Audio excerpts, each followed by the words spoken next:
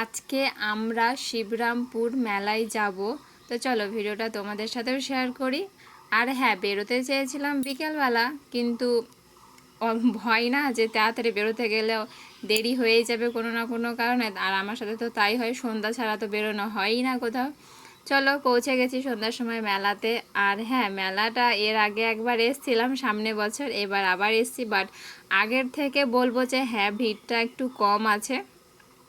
তো এটা তো বেসিক্যালি দেখতে যেটা মানে আমি যেটা দেখতে পাই সেটা হচ্ছে কালী মায়েরই পুজো হয়। আর কি কি ঠাকুর আছে আমি নামগুলো জানি না, তো তোমাদের সাথে শেয়ার করলাম।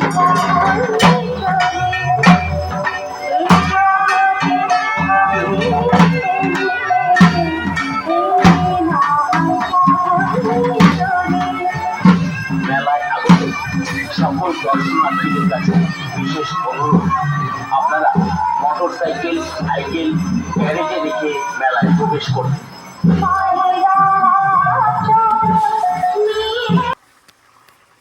তারপরে আর কি, মেলাতে বললাম না ভিড়ের পরিমাণটা একটু কম আছে, কিন্তু সামনে এবার এতটা পরিমাণে ভিড় ছিল যে বলার কথা নয়, গরমে ঘাম ছুটছিল।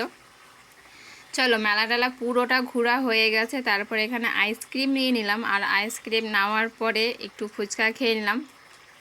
তবুও গরম আছে, মানে ওয়েদারটা গরমই ছিল, যেহেতু যেদিন মেলাতে গেছিলাম ওই দিন বৃষ্টি হয়নি, দিনটা পরিষ্কার ছিল বলেই গেছিলাম। তাছাড়া যদি বৃষ্টি হতো আর যদি মেলাতে যাওয়া হতো, মানে মেলায় যাওয়া না যাওয়ার সমান।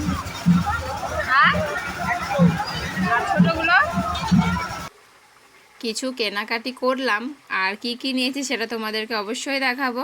তো চলো, আসার আগে একটু হচ্ছে এখানে স্প্রিং রোল নিয়ে নিলাম, যেটার প্রাইস ছিল মাত্র 20 টাকা, তাও আবার এত বড় দিয়েছে। আর বাড়ি আসার পথে আমাদের এখানে চঞ্চলা মন্দিরের এখানে ফুচকাওয়ালা কাকুটা ছিল, তো এখানে আমার হাজব্যান্ড খেলো। খাওয়ার পরে আমি তো সেরকম খাবো না, যেহেতু মেলাতে খেয়েছি, তো আমাকে এক দুটো খাইয়ে দিল।